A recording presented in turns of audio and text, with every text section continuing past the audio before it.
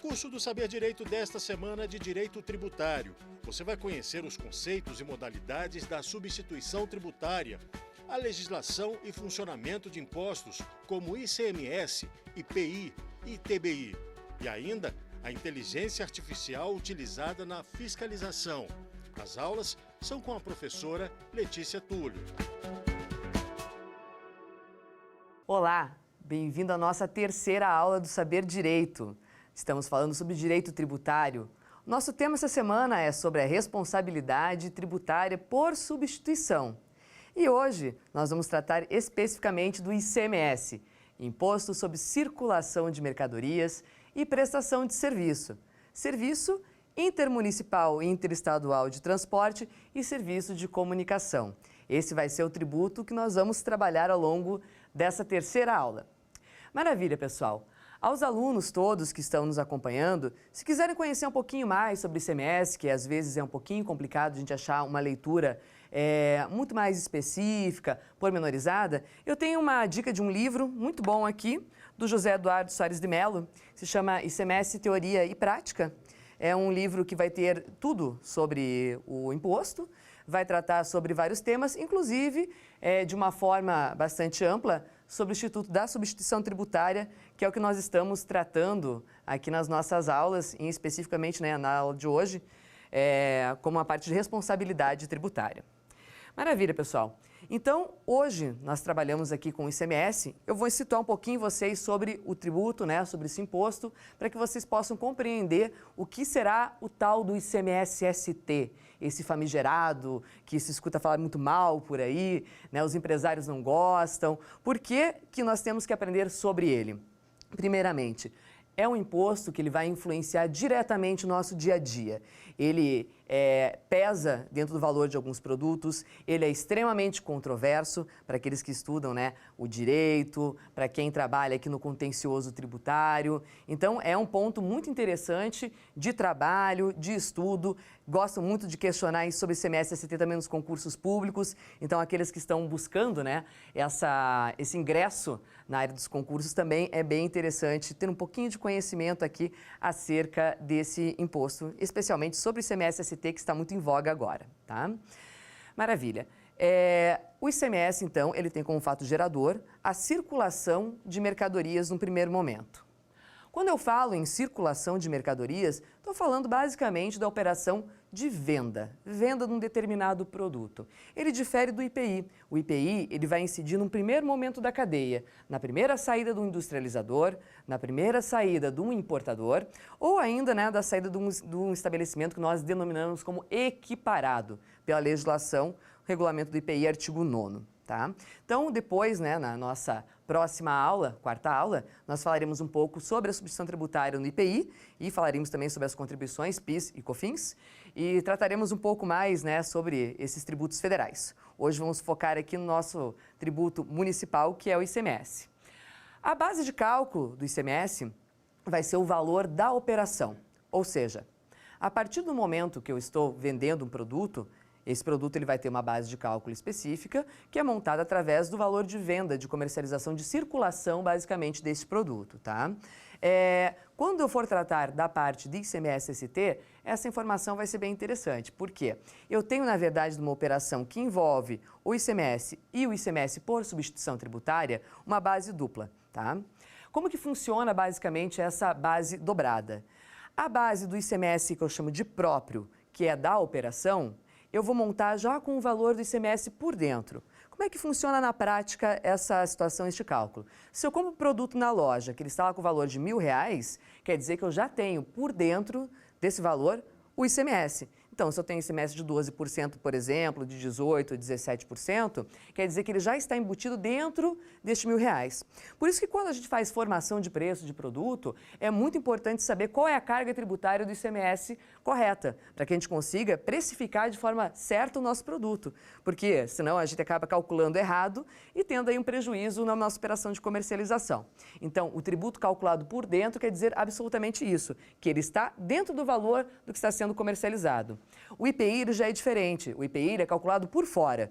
E assim como o ICMS e ST, eles são somados no total de uma nota fiscal. Como é que vai funcionar? Eu tenho, por exemplo, lá um IPI na nota, vamos juntar uma alíquota de 10%, vai te dar R$100 de IPI, o total da minha nota vai passar a ser R$1.100 e não mais R$1.000. O ICMS está por dentro do valor, por dentro do 1.000.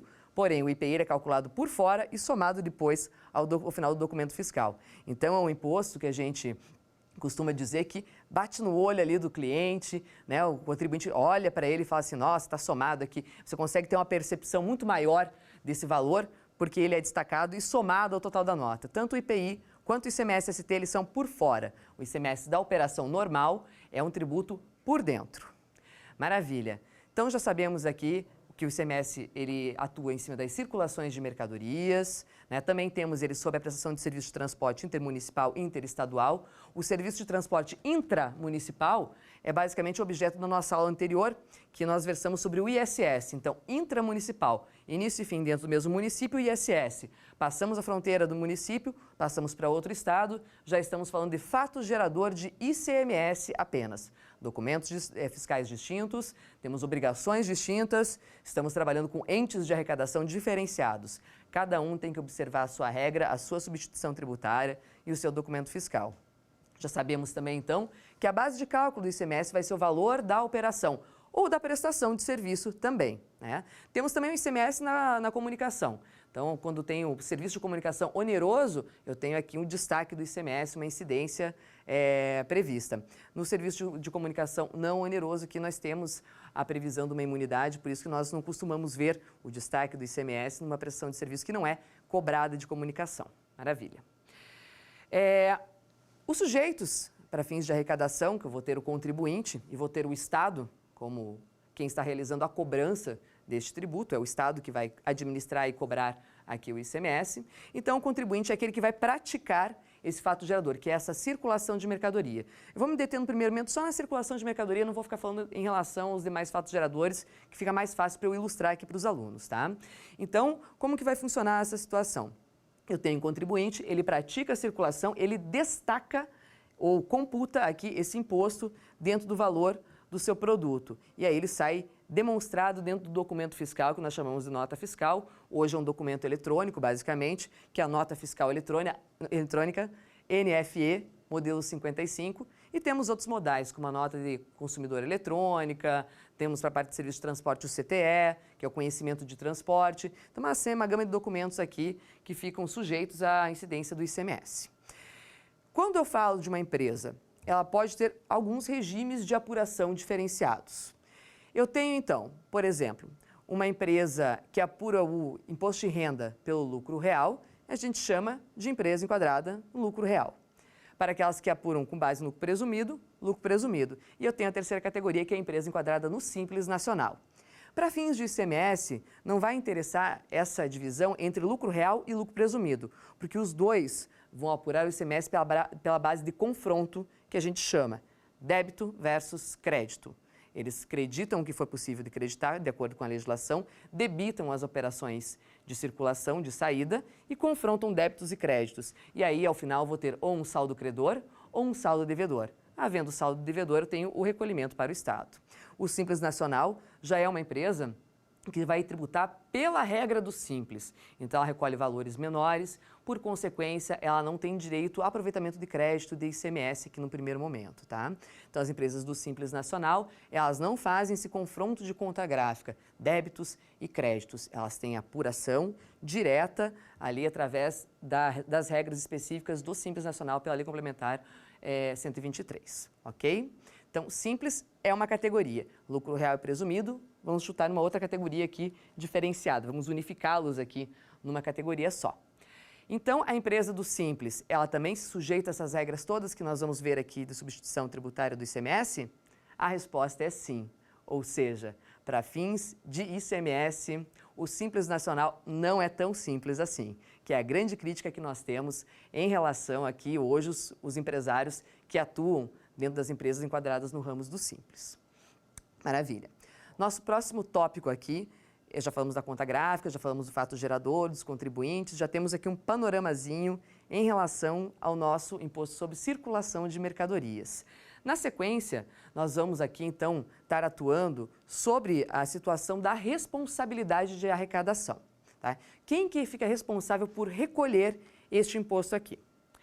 Como funciona, no primeiro momento, uma cadeia normal de ICMS? Mais ou menos assim. Vamos dizer que eu tenho aqui um estabelecimento fabricante ou importador, que costumam ser os primeiros da cadeia, né, de circulação e industrialização. Tenho aqui um estabelecimento atacadista, distribuidor, tenho na ponta um varejista e lá no fundo eu tenho a figura do consumidor final. O fabricante para o distribuidor vai trabalhar aqui com um destaque. Então eu tenho aqui débito, chegando aqui eu tenho crédito. A saída depois do distribuidor atacadista. Ele vai debitar o ICMS e depois o varejo vai creditar o ICMS. E na saída do varejo ao consumidor final, eu tenho mais um débito final do ICMS aqui. Se em algum momento eu estiver vendendo para um estabelecimento enquadrado no Simples, o Simples já tem uma sistemática diferenciada. Ele não aproveita esse crédito e ele debita o ICMS dentro do Simples, dentro da figura do seu PGDAS, que é o controle que ele vai ter para fins de recolhimento. Essa vai ser a grande diferença. Quando eu tenho a inserção da figura da substituição tributária do ICMS, eu tenho uma diferenciação nessa cadeia que eu acabei de exemplificar aqui para vocês. Então, eu vou ter uma antecipação de todo o imposto que seria devido no restante da cadeia tributária. Tá? Então, passa a aglutinar, regra geral, né, na grande maioria dos casos, toda a arrecadação no primeiro ponto aqui, que seria o estabelecimento fabricante ou importador. Para alguns segmentos, nós temos a figura realmente do ICMS no distribuidor. A questão aí, como nós já vimos nas outras aulas, né, de oportunidade e conveniência para o Estado, para que a gente consiga ter esse deslocamento de competência de forma a facilitar essa arrecadação, de forma a ter aí menos sonegação por parte dos contribuintes, né, e otimizar esse processo de arrecadação de receitas para o Estado para ele poder financiar as coisas que ele deve fazer aqui, né? Que seria o bem-estar social e tudo mais dos contribuintes. Maravilha. Então, nós temos aqui a cadeia de arrecadação do ICMS, que na substituição tributária fica aglutinado num primeiro momento. Os demais pontos da cadeia, que seriam aqui, por exemplo, o distribuidor para o varejo ao consumidor final, ou quantos estiverem aqui no meio dessa cadeia de comercialização, eles não destacam e recolhem novamente. Por quê? A gente diz que ele ficou retido na fonte. Então, o ICMS ele ficou retido num primeiro momento, que é essa fonte. E aí nós começamos a ter já, né, um pouquinho de concepção em relação ao que acontece de críticas e reclamações a fins de substituição tributária, que nós vamos falar daqui a pouquinho. Vamos lá. Como nós já verificamos, né, nas nossas outras aulas, o ICMS por substituição tributária, que é um modal da responsabilidade por substituição, tem que ser previsto em lei. Não pode ser em outra figura normativa. Ao longo da aula de hoje eu vou falar de várias outras figuras, como convênios, protocolos, decretos, mas nada, né, na verdade, nenhuma existência dessas normas infra aqui vão dispensar a existência da previsão legal em lei para fins da cobrança por conta do deslocamento. Tá? Então, nós temos aqui a exigibilidade por meio de lei, como nós vimos nos outros tributos, nas outras aulas também. Tá? A previsão constitucional do ICMS está lá no artigo 155, inciso 2 da nossa Constituição Federal. Um imposto estadual, né, de administração dos estados e do Distrito Federal, que vai incidir sobre as mercadorias e os serviços de transporte e comunicação, como nós falamos anteriormente. Ele vai atender o seguinte: cabe à lei complementar dispor sobre a substituição tributária do ICMS. Então, onde que nós vamos achar matéria sobre a ST do ICMS? Dentro da Lei Candir, a Lei Federal 87 de 96, tá? Então, a Lei Federal, no artigo 6º, que é o artigo que vai dispor de forma geral sobre a substituição tributária, vai nos colocar o seguinte: lei estadual poderá atribuir a contribuinte do imposto ou a depositário, a qualquer título, a responsabilidade pelo pagamento, hipótese que irá assumir a condição de substituto tributário. A responsabilidade pode ser atribuída em relação ao imposto incidente sobre uma ou mais operações e prestações, sejam elas antecedentes, concomitantes ou subsequentes. Então, quer dizer que eu tenho, no parágrafo 1º do artigo 6º da Lei Federal do ICMS, a previsão para os 3 modais de substituição tributária que nós falaremos daqui a pouquinho, tá? Então vamos lá, antecedentes, concomitantes ou subsequentes. Inclusive ao valor decorrente da diferença entre a alíquota interna e interestadual. Opa, esse é o segundo momento. Aqui é uma outra situação. Quando eu remeto essa mercadoria numa operação interestadual de um estado para outro, afinal de contas, o ICMS é um tributo de administração estadual. Então, se eu remeto essa mercadoria para um outro estado ou faço a prestação de serviço aqui no modal interestadual para a figura de um consumidor final contribuinte do ICMS, esse ponto é importante, eu posso ter os estados cobrando o que a gente chama de diferencial de alíquotas, ou DIFAL, na linguagem mais corriqueira dentro da área fiscal. Tá? Então, esse DIFAL que eu estou falando é o destinado a contribuintes do ICMS. A não contribuintes é outra questão. Eu estou falando daí da emenda constitucional 87 de 2015, que é outra situação aqui. Também, né, de alguma forma, ela seria enquadrada como uma espécie de substituição tributária. Mas não vamos tocar nesse assunto agora porque pode confundir a cabeça dos alunos. É outro tema, o ICMS ele é bastante complexo. Vamos focar apenas nas operações entre contribuintes do ICMS nesse primeiro momento. Tá? A atribuição de responsabilidade dar-se-á em relação a mercadorias, bens ou serviços previstos em lei em cada estado. Novamente, nós temos aqui, né, essa questão ligada à necessidade da existência da lei. E o artigo 9º da Lei 87, Lei Complementar 87, dispõe a adoção do regime de substituição tributária em operações interestaduais, ou seja, de um estado para outro, fica sempre subordinada à existência de tratados, acordos entre os estados, que nós chamaremos de convênios ou protocolos, ok? Então, no primeiro momento, da parte legal da substituição tributária, seriam esses os principais artigos. Aos alunos depois, né, seria interessante ter a lei complementar do ICMS, sempre passar o olhar, né, nela como um todo, para a gente ter sempre uma leitura dinâmica que completa do conteúdo legal do tributo que nós estamos analisando, mas no caso da substituição é interessante focar sempre aqui no artigo 6º e no artigo 9º, que são os dois principais.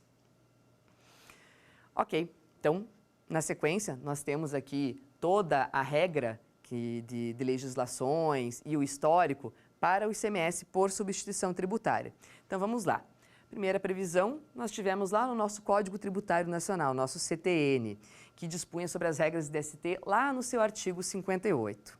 Depois, a Lei Complementar a Lei Complementar 406 de 68 revogou o dispositivo do artigo 58 do Código Tributário Nacional. Tá? Nossa, mas você falou sobre essa lei complementar lá na aula de ISS. Sim, o decreto-lei, na verdade, não a lei, ele foi recepcionado como, mas o Decreto-Lei 406 de 68, ele tem uma gama de matéria tributária. E alguns dispositivos, inclusive, ainda estão em vigor. Tá? Então, ele também disciplinava assuntos referentes ao ICMS, não só ao ISS, como nós vimos na aula passada. Na sequência, a Lei Complementar 44 de 83 veio aqui introduzir alterações no nosso Decreto-Lei 406 e veio disciplinar a figura do responsável tributário, né, pela primeira vez dentro dessas normativas. Depois nós tivemos o grande advento da Constituição Federal de 88, e veio ali, né, como o nosso novo balizador da ordem tributária, com bastante matéria, né, prolixa em termos tributários, com muito conteúdo. O Convênio 66 de 88, na sequência, ele veio disciplinar temporariamente a substituição tributária do ICMS. São todos diplomas legais interessantes e fundamentais para quem está estudando aqui esse assunto com profundidade. E aí, nós tivemos o advento de um grande dispositivo legal que veio, basicamente, trazer essa regularidade, essa constitucionalidade para o Instituto da Substituição Tributária, que é a Emenda Constitucional número 3 do ano de 93. Trouxe para dentro da nossa Constituição Federal, de forma clara, a legalização, basicamente, do Instituto da Cobrança por Substituição Tributária. Outro convênio que é muito famoso para quem trabalha na área, que conhece bem a parte de legislação de ICMS, é o Convênio ICMS número 81 de 93. Esse convênio ele fixa as regras gerais de substituição tributária entre os estados. Hoje ele não está mais em vigor, porque ele foi revogado por outros convênios que vieram na sequência, mas foi durante muito tempo a grande norma legal que regulamentava as regras gerais de aplicação do ICMS-ST de um estado para o outro, tá? Então, a gente tinha essa figura do convênio que poucos conheciam porque a gente se atém muito à legislação estadual própria, que são os regulamentos, e acaba esquecendo, muitas vezes, das regras gerais que estão dentro dos convênios, tá? Isso não pode acontecer porque eles são o grande balizador, a grande norma aqui que vai coordenar essas operações entre os estados, ok? A Lei Complementar 87 de 96, com os artigos que nós vimos até agora, né? Agora há pouquinho, que traz para nós toda a regulamentação interna aqui, a título de Brasil, para fins da substituição tributária. E aí os grandes convênios que trouxeram a normativa geral. O Convênio 92 de 2015 trouxe uma novidade que a gente chama de SEST, que é o Código Especificador de Substituição Tributária, que ele acompanha os produtos e ele vai descrito dentro da nota fiscal eletrônica, então linkado diretamente com o produto que eu estou comercializando.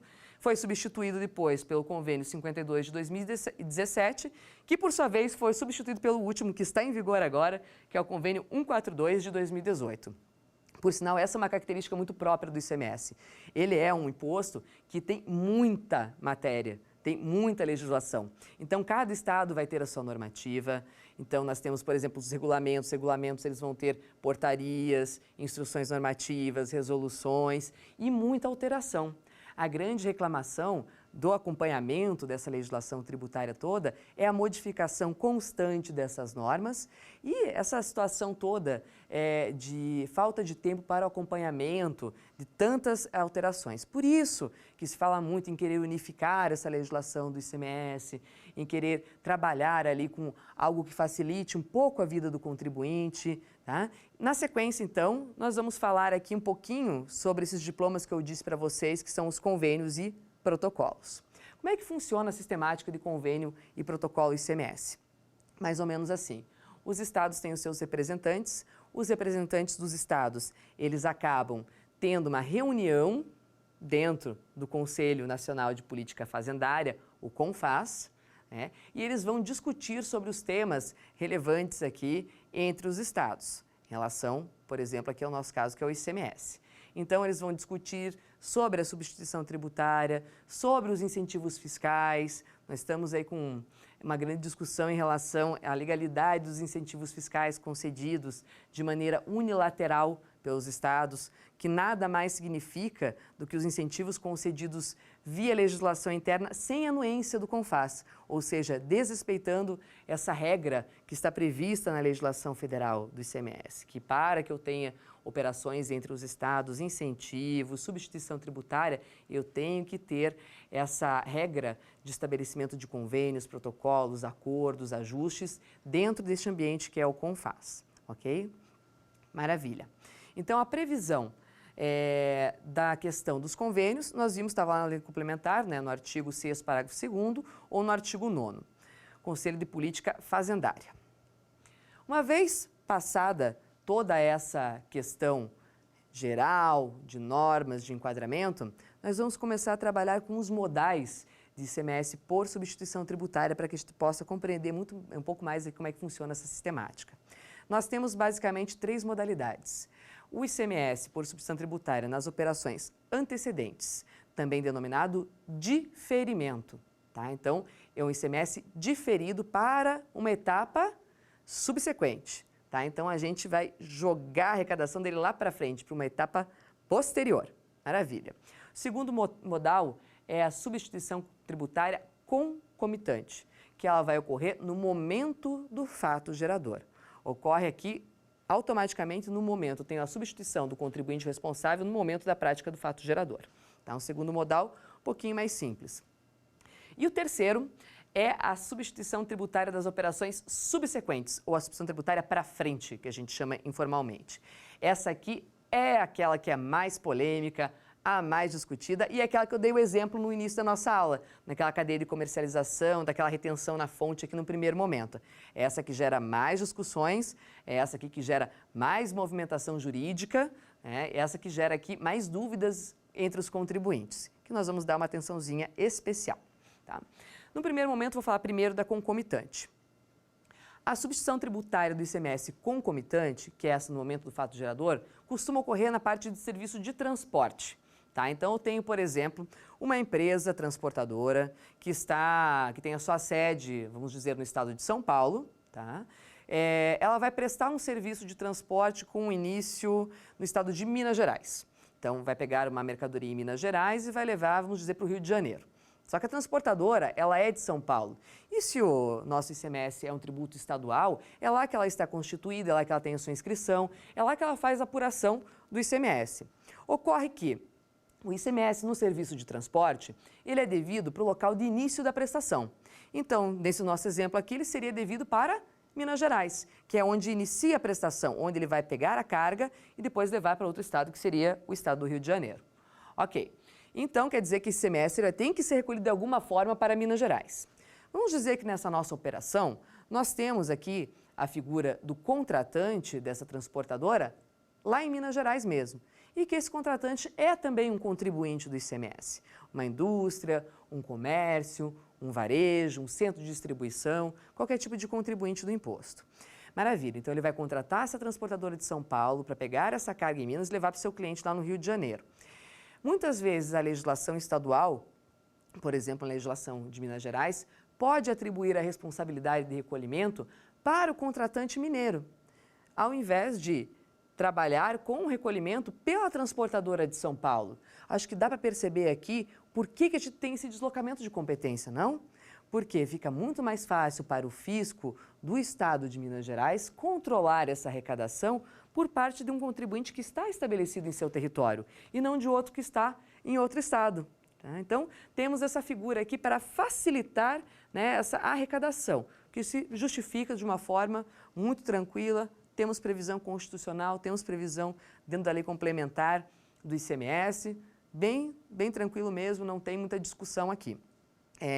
Obviamente que essa operação lá para fins da apuração dessa transportadora em São Paulo vai ser segregada, ele não vai pagar ICMS duas vezes, ele vai ser recolhido apenas uma vez para Minas Gerais. A gente chama de concomitante porque ela seria no momento do fato gerador, que é a prestação de serviço de transporte. Nesse momento, pegou a carga, iniciou, nasceu a obrigação. Nascendo a obrigação, já na lei temos a previsão para que o responsável tributário seja o tomador contratante e não mais o prestador de serviço de transporte. Um exemplo aqui para vocês hipotético, ok? O segundo modal que nós vamos ter aqui é o ICMS por diferimento, que é o ICMS das operações antecedentes.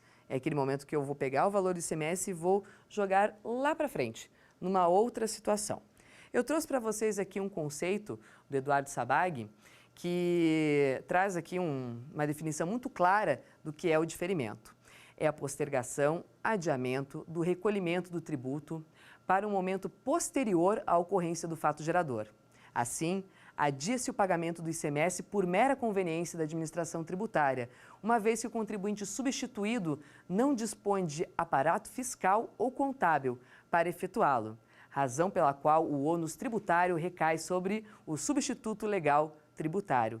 Então, podemos ver que fica bem clara a questão aqui dessa conveniência nessas operações, né? Que nós temos esse deslocamento de competência. Então, vou dar mais um exemplo para vocês aqui em relação ao diferimento, que eu citei de forma superficial na primeira aula, só para título de ilustração. Vamos trabalhar com ele agora de uma forma um pouquinho mais pormenorizada. O diferimento funcionaria basicamente assim. Ele ocorre muito para os produtos rurais e agrícolas, porque eu tenho muita perda desses produtos dentro do meu processo. Então pense, para o fisco é muito mais conveniente fiscalizar um estabelecimento comercial instituído, que vai ter ali as declarações fiscais entregues, eletrônicas, como a EFD, né, a escrituração fiscal digital do ICMS e do IPI, ele vai tirar nota eletrônica. Então, eu tenho um controle muito maior nessa ponta do que eu teria lá com o produtor rural, que está lá na fazenda dele, fazendo a produção, né? Então, ele vai extrair a produção da sua fazenda, vender, geralmente, para um grande centro de distribuição aqui.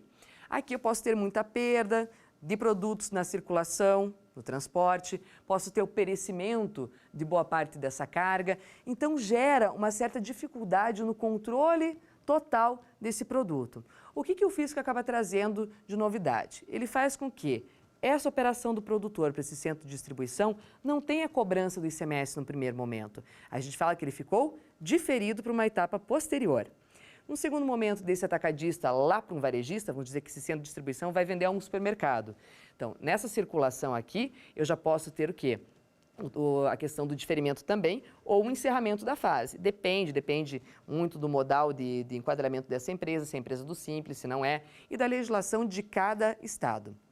Pois bem, então vamos dizer que ele vai ser diferido no momento da circulação do atacadista para o varejista.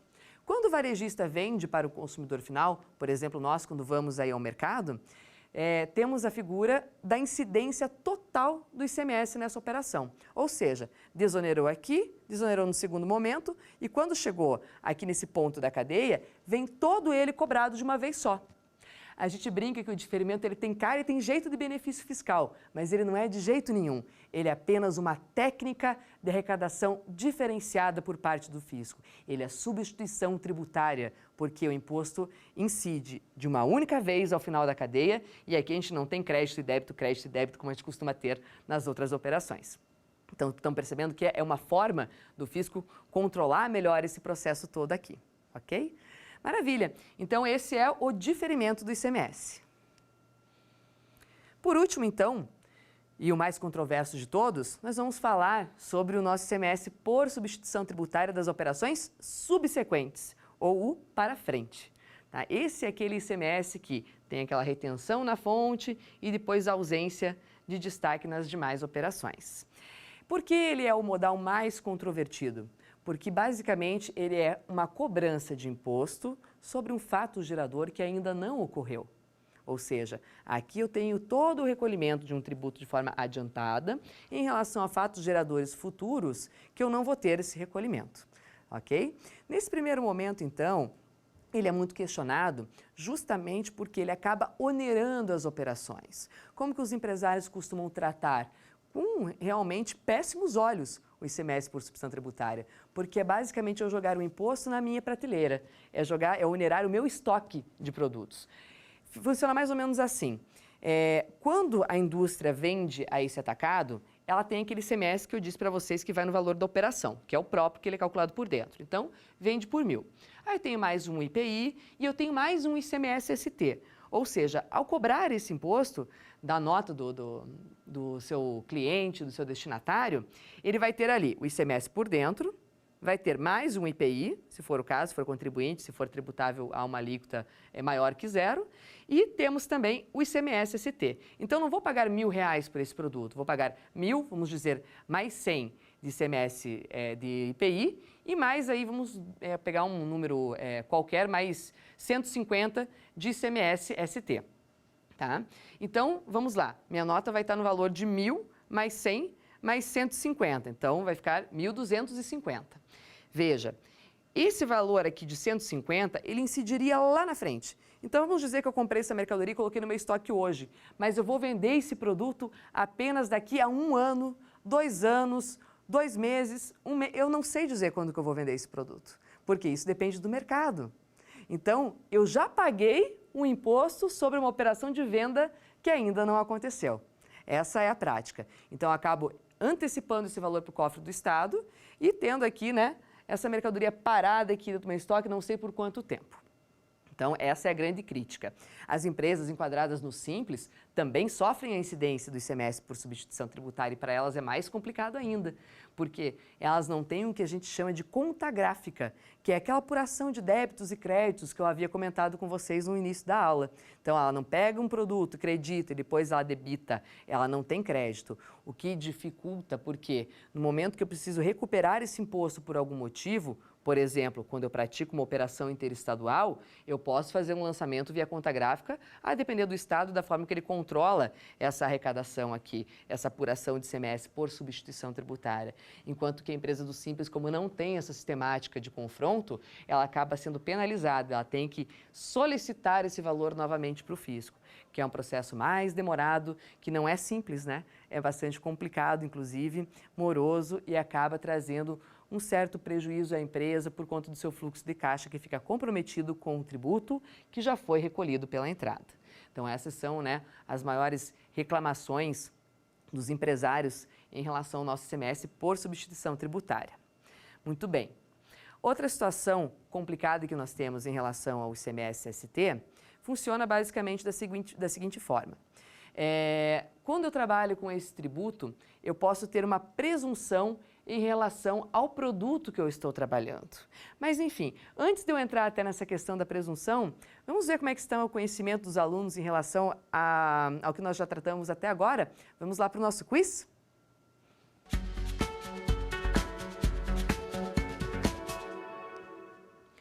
Então, lá, nosso enunciado vai tratar aqui da substituição tributária do ICMS. Eu pergunto em relação a um modal em específico. Na modalidade de substituição tributária, conhecida como diferimento, a legislação atribui a responsabilidade pelo pagamento de tributo em relação a operações. Que tipo de operações? As anteriores, subsequentes, concomitantes, alternadas ou diferenciadas? Ora, o diferimento do ICMS, nós já vimos, né?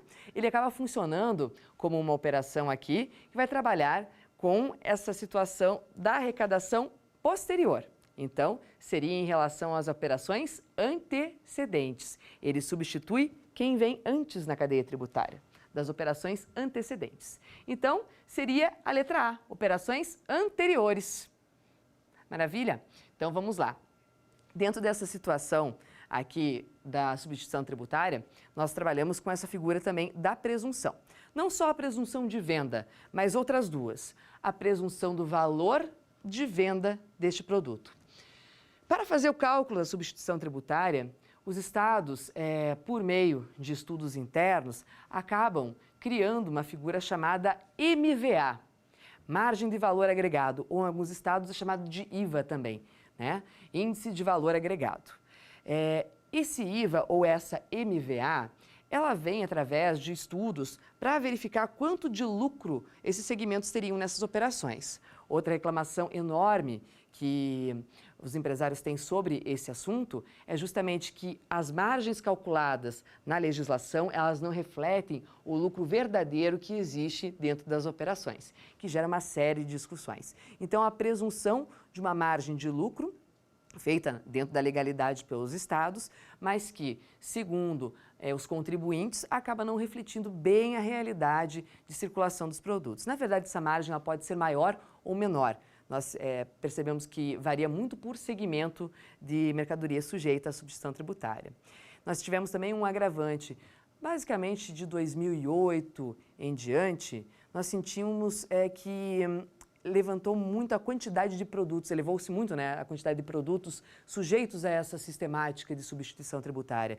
Então, antigamente eu tinha apenas, né, como nós explicamos nas aulas anteriores, para aqueles produtos de difícil controle, que eu vendia lá numa banquinha, né, uma parede de barbear, uma lâmpada, um isqueiro, temos para os cigarros. Então, produtos de difícil controle porque se vende muito a varejo em grandes quantidades.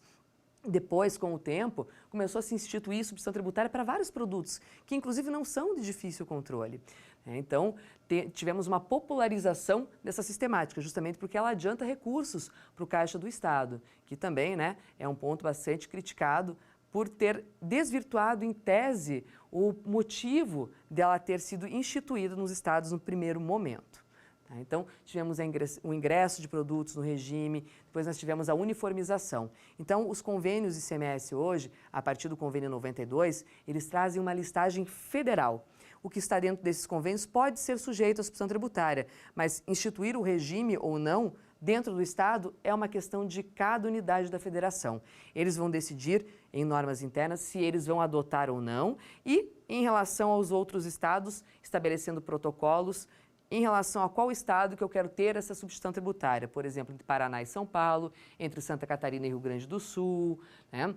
Entre Distrito Federal e Goiás, por exemplo. Posso ter protocolos individuais em relação a determinados segmentos. Depende, né, do interesse, da oportunidade, da conveniência de cada ente em relação às empresas que estão lá estabelecidas e essa questão da arrecadação também. Tá?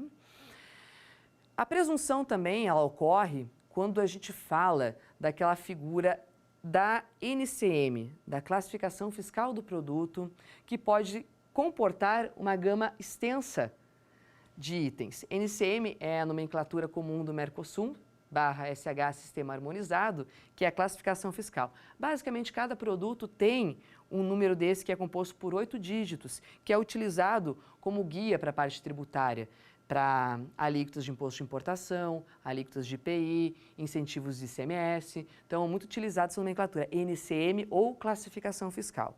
Então, uma classificação ela pode comportar uma gama enorme de itens. E os protocolos de ICMS, por exemplo, eles são dados por segmentos.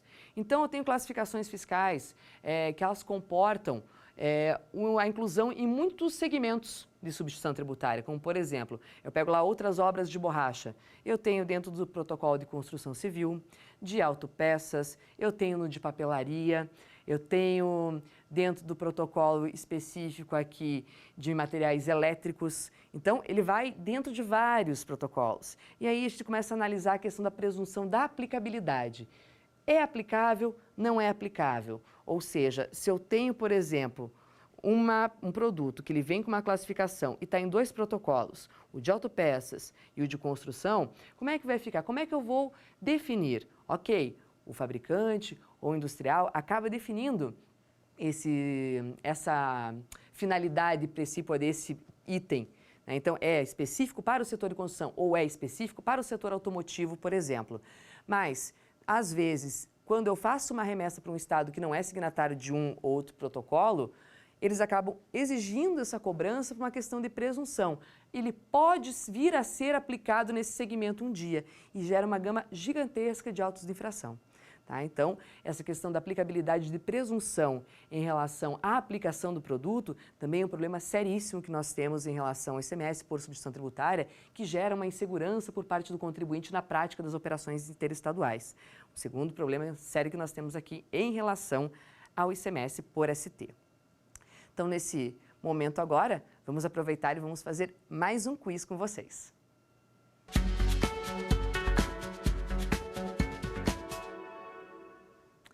Vou pedir para vocês aqui selecionarem a alternativa errada, a incorreta.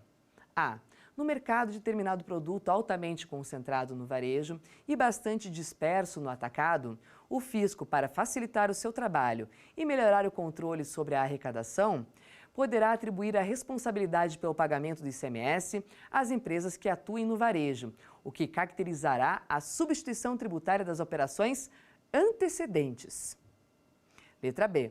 Pelo Instituto da Substituição Tributária Progressiva, o substituto paga o tributo em razão de fato gerador já ocorrido. Vamos lá. Substituição tributária progressiva. O substituto paga o tributo em relação a fato gerador já ocorrido. C.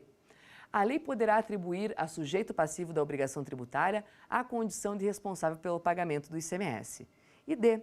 Ocorre a substituição tributária subsequente nos casos em que pessoas ocupantes de posições posteriores na cadeia de produção são substituídas quanto à obrigação de pagar o tributo devido por aqueles que ocupam as posições anteriores. Maravilha. Então, na primeira pergunta que nós temos aqui na letra A, ele vem trabalhando aqui o produto realmente que ele tem uma grande circulação no varejo, disperso no atacado. Ele, para facilitar a arrecadação, acaba colocando a figura da substituição tributária e a substituição tributária das operações antecedentes. Está correto aqui, né? Essa situação é que nós conversamos aqui sobre a questão do produtor rural. Segundo ponto, letra B. O Instituto da Substituição Tributária Progressiva, o substituto paga o tributo em relação a fato já ocorrido. Opa, a progressiva ou a das operações subsequentes ou a substituição tributária para frente é em relação a fato gerador que ainda vai ocorrer. Por isso que ela é tão polêmica. Então, na verdade, a incorreta é a letra B. Tá? A C e a D, como nós vimos aqui, a C basicamente é o que nós estamos repetindo o tempo todo aqui, né, que é sempre por lei a instituição da substituição tributária. Foi fácil aqui para vocês concluírem. E a letra D, né, que vai dar para vocês esse conceito bem direitinho do substituto e do substituído para fins da aplicação do ICMS por substituição tributária. Substituto é quem recolhe o imposto pela cadeia inteira. E o substituído é aquele que não vai pagar porque ele já ficou retido na fonte numa operação anterior. Maravilha. Então, agora, neste momento, vamos conversar um pouquinho sobre os temas polêmicos que estão sendo gerados agora para fins de discussões judiciais na parte de recolhimento do ICMS por substituição tributária. Temos aqui a prática da figura do ressarcimento do ICMS por substituição tributária. Tá? O ressarcimento ele se dá basicamente quando eu tenho um fato gerador não ocorrido. Esse fato gerador, quando ele não ocorreu por algum motivo, ele gera naturalmente essa capacidade do ressarcimento ou da restituição, depende do modal que eu for selecionar aqui, para a recuperação do meu tributo. Vejam, a legalidade do regime de substituição tributária, inclusive, ela está restrita e deve observar, de alguma forma, essa devolução imediata desse dinheiro que foi arrecadado, uma vez que não ocorra um fato gerador. Por exemplo, quando eu tenho aqui uma indústria farmacêutica que vende a um distribuidor de medicamentos, esse medicamento ele pode ter um perecimento dentro do estoque, ou pode ocorrer algum tipo de sinistro, um alagamento, uma falta de observação em relação a algo ligado à conservação do ambiente, que pode vir a prejudicar a possibilidade de comercialização dessa mercadoria. Então, geralmente, volta esse medicamento lá para o fabricante, há uma devolução. Por quê? Porque perdemos o prazo de validade, porque ele não está mais em condição de comercialização. Nesse momento, eu não tive o fato gerador por parte desse distribuidor. Por quê? Porque ele não vendeu esse produto. Opa, mas eu já tive um ICMS recolhido por substituição tributária que está parado aqui dentro do meu estoque. Como que eu vou fazer essa recuperação? É nesse momento que nasce esse direito ao contribuinte, o direito de ressarcir ou recuperar esse tributo em sua conta gráfica ou através de um processo administrativo, a depender do Estado, a depender de como o Estado vai trabalhar com esse tipo de situação. Tá? Então, cada um vai normatizar da forma que entender mais interessante. Nós temos aqui, hoje, o recurso extraordinário 593.849, dígito 2, Minas Gerais, que foi julgado recentemente pelo Supremo a título de repercussão geral. Então, agora vai atingir todos os contribuintes que estão com a mesma demanda. Nesse recurso, na verdade, nós temos aqui a discussão sobre a questão da MVA que eu havia comentado com vocês. Quer dizer, então, que hoje eu vou poder estar trabalhando aqui, na verdade, com um pedido para o fisco de restituição dos valores que foram cobrados a mais, a maior, aqui na minha operação. Como é que vai funcionar essa situação? Por exemplo, a MVA para o meu segmento é muito alta, então ela não reflete a margem de lucro que eu tenho dentro das minhas operações. Eu vou demonstrar em cálculos e vou comprovar que eu tenho direito à restituição de alguns valores aqui. Maravilha. Então, foi dado ao contribuinte esse ganho. Veja, dentro do processo, a gente não falou em nenhum momento em complemento, que seria a situação inversa. Quando a margem ela não reflete esse lucro de forma apropriada e ela está abaixo do valor de mercado, aonde o contribuinte teria que automaticamente complementar. Esse ingresso, embora seja um ganho para o contribuinte, porque ele vai poder recuperar os valores que foram tributados a mais, nós temos também a possibilidade aqui de ter mais discussões. Por quê? Os estados vão começar a estabelecer métodos de controle para que eu possa trabalhar com o cálculo desse tributo. E nesse momento, nem toda empresa vai ter a possibilidade de ter esse acompanhamento para fins da parte prática. Por exemplo, as empresas elas teriam que investir num controle de estoque basicamente item a item. Não que eu não possa ser feita uma média, a depender da legislação de cada estado que vai dispor sobre o tema.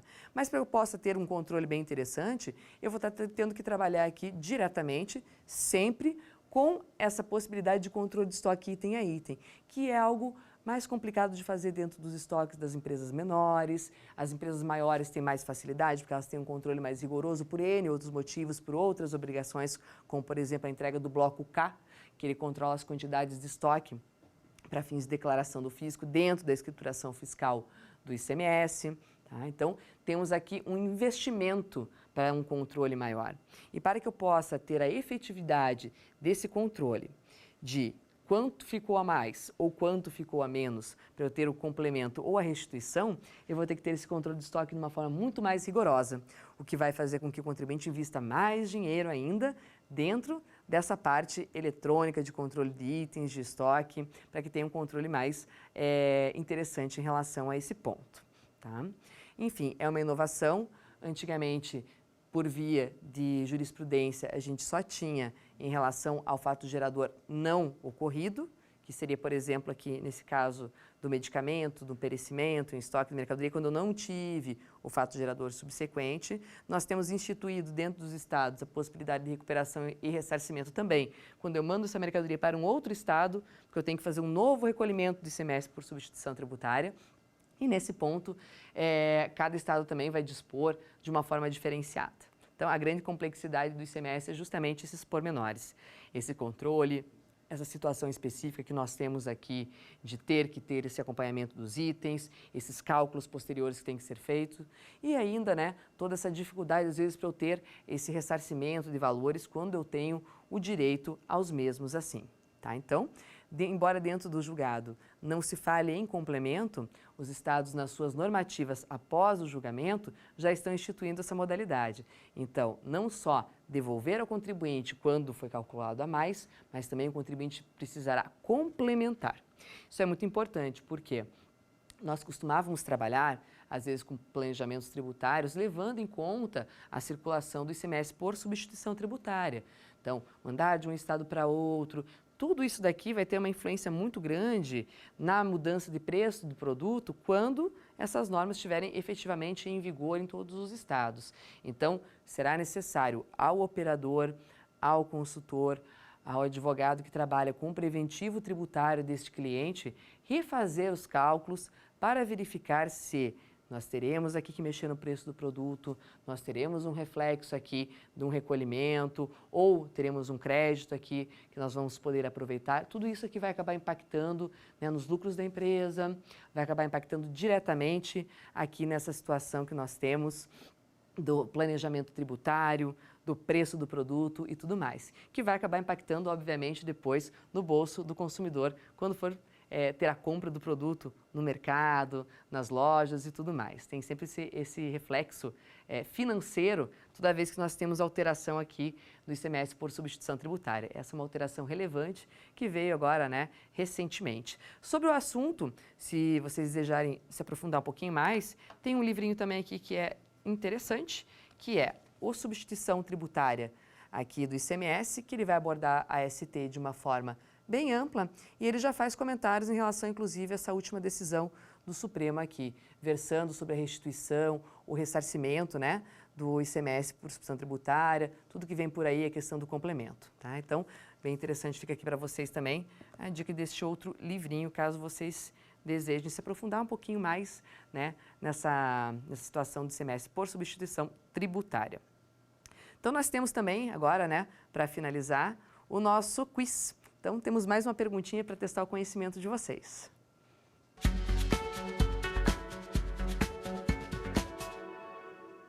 Vamos lá.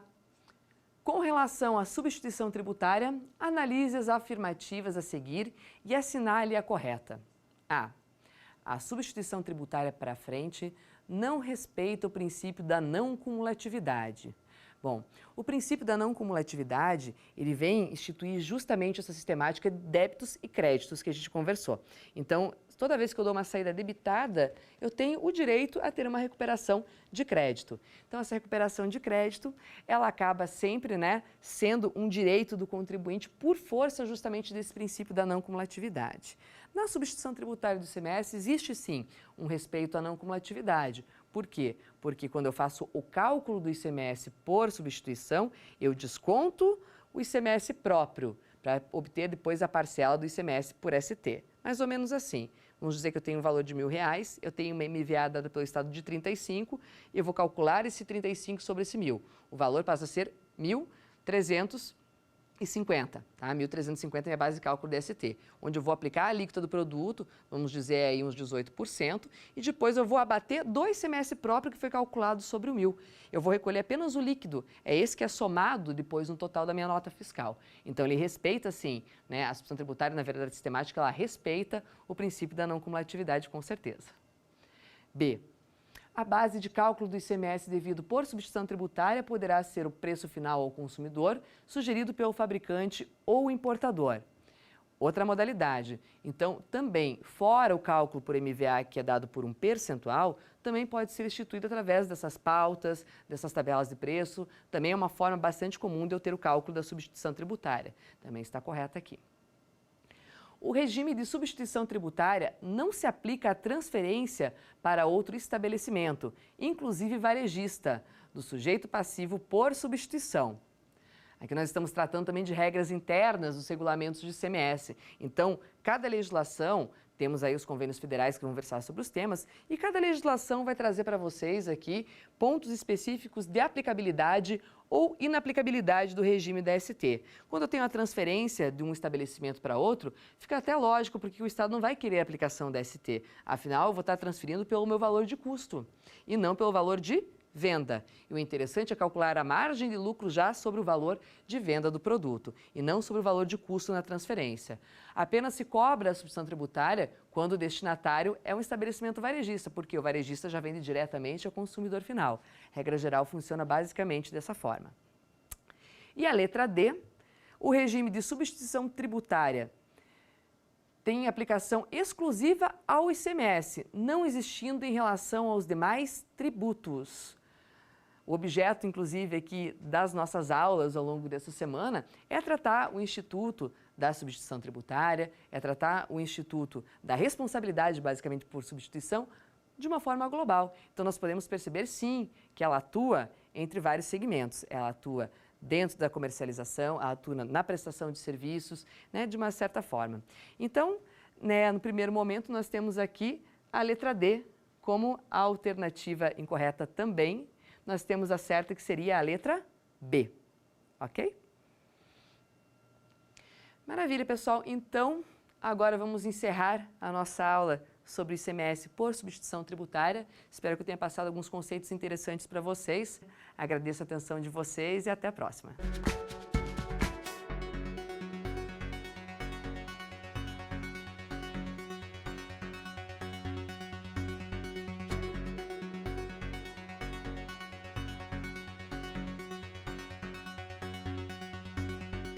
Gostou das aulas? Você pode dar sugestões de temas que quer aprender no Saber Direito. Escreva pra gente, o nosso e-mail é saberdireito@stf.jus.br ou entre em contato pelo nosso WhatsApp.